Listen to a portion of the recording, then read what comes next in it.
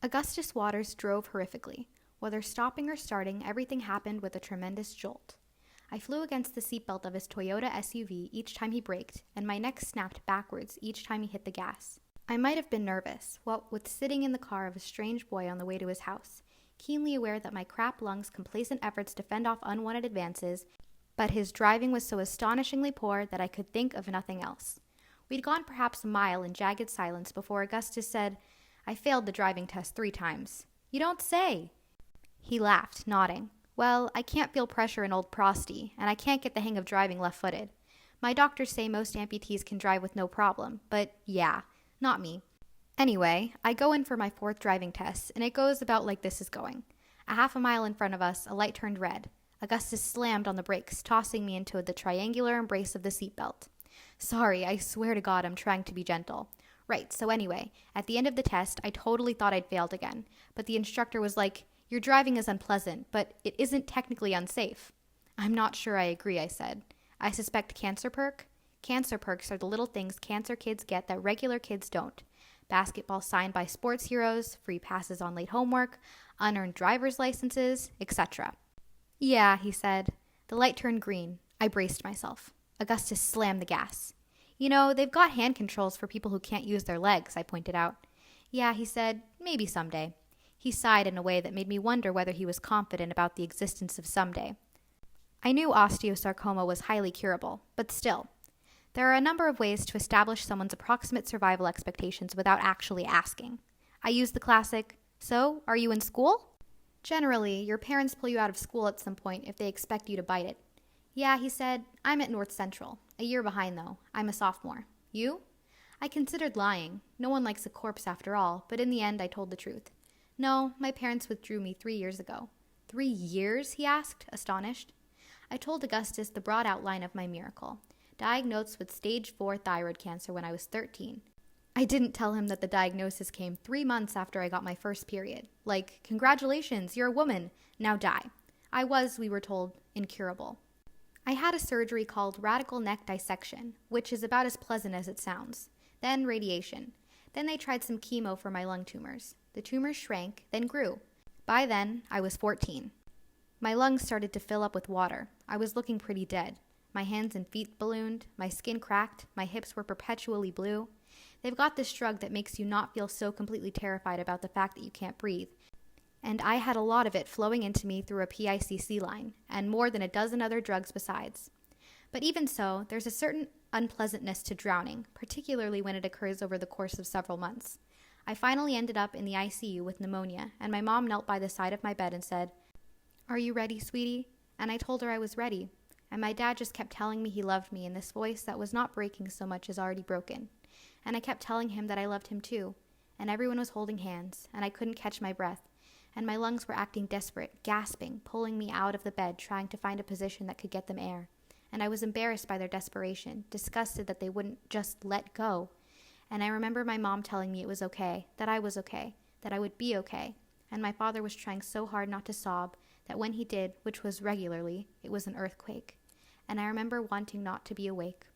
Everyone figured I was finished, but my cancer doctor, Maria, managed to get some of the fluid out of my lungs. And shortly thereafter, the antibiotics they'd given me for the pneumonia kicked in. I woke up and soon got into one of those experimental trials that are famous in the Republic of Cancervania for not working. The drug was phalancophore, this molecule designed to attach itself to the cancer cells and slow their growth. It didn't work in about 70% of people, but it worked in me. The tumors shrank.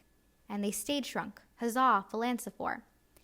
In the past 18 months, my mets have hardly grown, leaving me with lungs that suck at being lungs, but could, conceivably, struggle along indefinitely with the assistance of drizzled oxygen and daily phalancophore. Admittedly, my cancer miracle had only resulted in a bit of purchase time.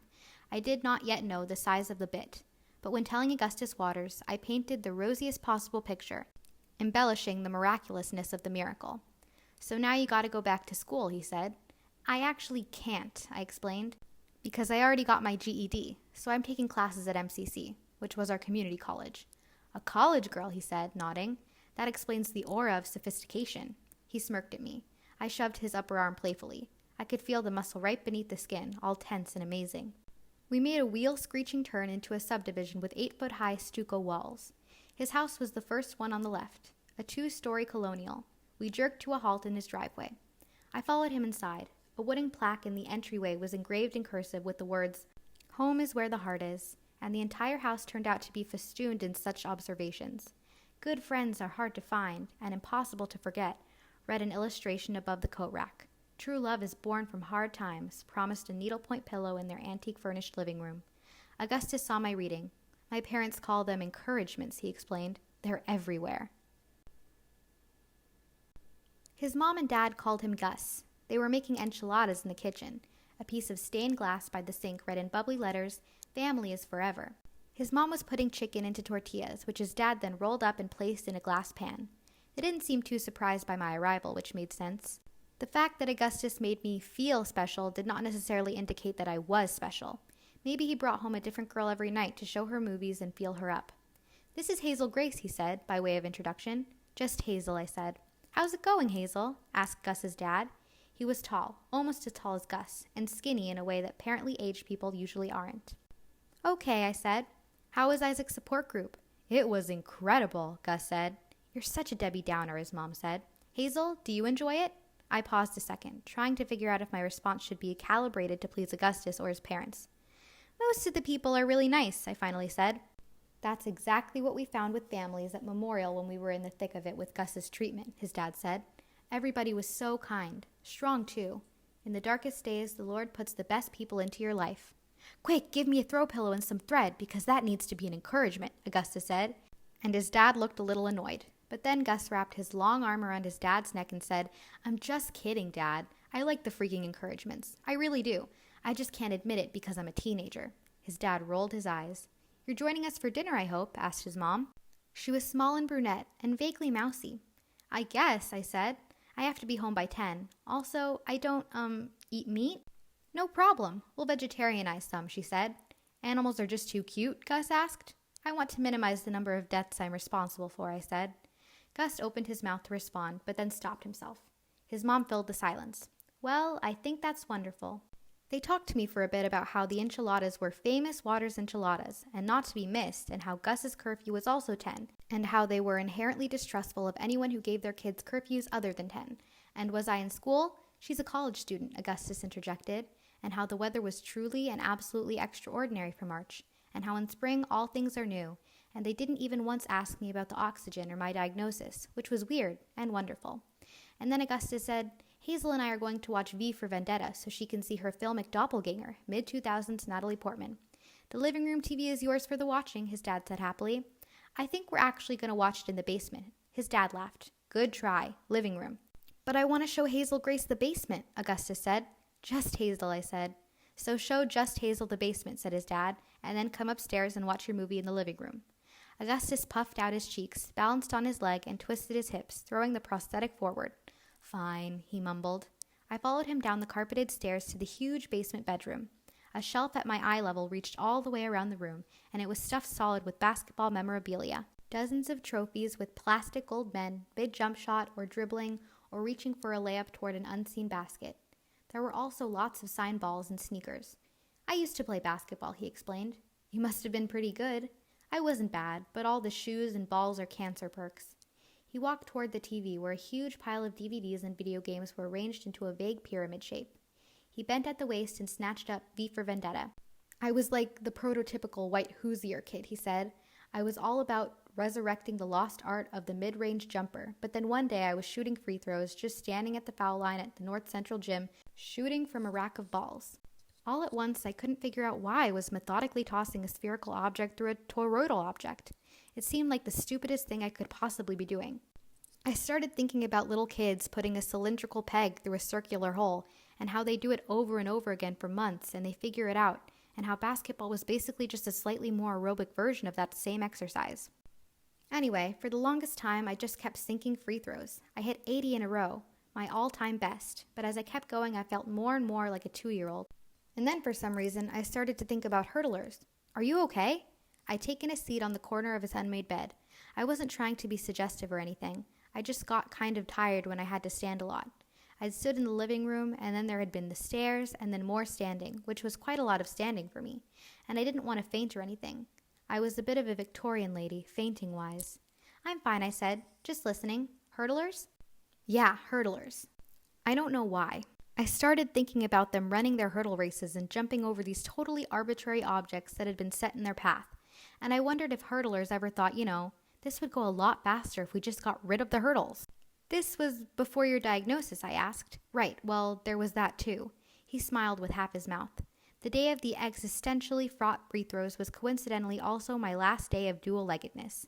I had a weekend between when they scheduled the amputation and when it happened. My own little glimpse of what Isaac is going through. I nodded. I liked Augustus Waters. I really, really liked him. I liked the way his story ended with someone else. I liked his voice. I liked that he took existentially fraught free throws. I liked that he was a tenured professor in the Department of Silly Crooked Smiles with a dual appointment in the Department of Having a Voice that made my skin feel more like skin. And I liked that he had 2 names.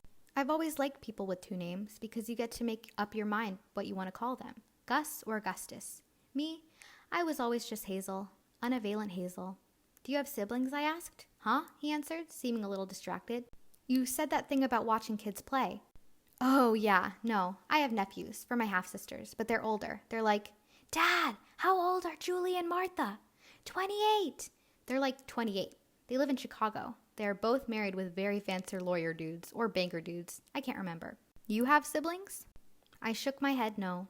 So what's your story, he asked, sitting down next to me at a safe distance. I already told you my story. I was diagnosed when... No, not your cancer story. Your story. Interests, hobbies, passions, weird fetishes, etc. I said, don't tell me you're one of those people who becomes their disease. I know so many people like that. It's disheartening. Like, cancer is in the growth business, right? The taking people over business. But surely you haven't let it succeed prematurely. It occurred to me that perhaps I had. I struggled with how to pitch myself to Augustus Waters, which enthusiasms to embrace, and in the silence that followed, it occurred to me that I wasn't very interesting. I am pretty unextraordinary. I reject that out of hand. Think of something you like, the first thing that comes to mind. Reading? What do you read? Everything, from like hideous romance to pretentious fiction or poetry, whatever. Do you write poetry? No, I don't write. There, Augustus almost shouted. Hazel Grace, you are the only teacher in America who prefers reading poetry to writing it. This tells me so much. You read a lot of capital G great books, don't you? I guess. What's your favorite? I said, my favorite book, by a wide margin, was An Imperial Affliction. But I didn't like to tell people about it. Sometimes you read a book and it fills you with this weird evangelical zeal, and you become convinced that the shattered world will never be put back together unless and until all living humans read the book. And then there are books like An Imperial Affliction, which you can't tell people about. Books so special and rare and yours that advertising your affection feels like a betrayal. It wasn't even that the book was so good or anything. It was just that the author, Peter Van Houten, seemed to understand me in weird and impossible ways. An Imperial Affliction was my book, in the way my body was my body, and my thoughts were my thoughts. Even so, I told Augustus. My favorite book is probably An Imperial Affliction, I said. Does it feature zombies, he asked. No, I said. Stormtroopers? I shook my head. It's not that kind of book. He smiled. I'm going to read this terrible book with the boring title that does not contain stormtroopers, he promised, and I immediately felt like I shouldn't have told him about it. Augustus spun around to a stack of books beneath his bedside table. He grabbed a paperback and a pen. As he scribbled an inscription onto the title page, he said, All I ask in exchange is that you read this brilliant and haunting novelization of my favorite video game. He held up the book, which was called The Price of Dawn. I laughed and took it. Our hands got kind of muddled together in the book handoff, and he was holding my hand. Cold, he said, pressing a finger to my pale wrist. Not cold so much as under-oxygenated, I said. I love it when you talk medical to me, he said. He stood and pulled me up with him, and did not let go of my hand until we reached the stairs. We watched the movie with several inches of couch between us. I did the total middle schooly thing where I put my hand on the couch about halfway between us to let him know that it was okay to hold it. But he didn't try. An hour into the movie, Augustus's parents came in and served us the enchiladas, which we ate on the couch, and they were pretty delicious. The movie was about this heroic guy in a mask who died heroically for Natalie Portman, who's pretty badass and very hot and does not have anything approaching my puffy steroid face. As the credits rolled, he said, Pretty great, huh? Pretty great, I agreed, although it wasn't really. It was kind of a boy movie. I don't know why boys expect us to like boy movies. We don't expect them to like girl movies. I should get home. Class in the morning, I said. I sat on the couch for a while as Augustus searched for his keys. His mom sat down next to me and said, "I just love this one, don't you?" I guess I had been looking toward the encouragement above the TV, a drawing of an angel with the caption, "Without pain, how could we know joy?" This is an old argument in the field of thinking about suffering, and its stupidity and lack of sophistication could be plummeted for centuries. But suffice it to say that the existence of broccoli does not in any way affect the taste of chocolate. "Yes," I said, "a lovely thought." I drove Augustus's Harg home with Augustus riding shotgun. He played me a couple of songs he liked by a band called The Hectic Glow, and they were good songs, but because I didn't know them already, they weren't as good to me as they were to him. I kept glancing over at his leg, or the place where his leg had been, trying to imagine what the fake leg looked like. I didn't want to care about it, but I did a little. He probably cared about my oxygen. Illness repulses. I'd learned that a long time ago, and I suspected Augustus had too. As I pulled up outside my house, Augustus clicked the radio off. The air thickened. He was probably thinking about kissing me, and I was definitely thinking about kissing him. Wondering if I wanted to. I'd kissed boys, but it had been a while. Pre-miracle. I put the car in park and looked over at him. He really was beautiful. I know boys aren't supposed to be, but he was. "Hazel Grace," he said, my name new and better in his voice. "It has been a real pleasure to make your acquaintance." "Ditto, Mr. Waters," I said. I felt shy looking at him. I could not match the intensity of his water-blue eyes. "May I see you again?" he asked. There was an endearing nervousness in his voice. I smiled. "Sure." "Tomorrow?" he said. "Patience, Grasshopper," I counseled. "You don't want to seem overeager."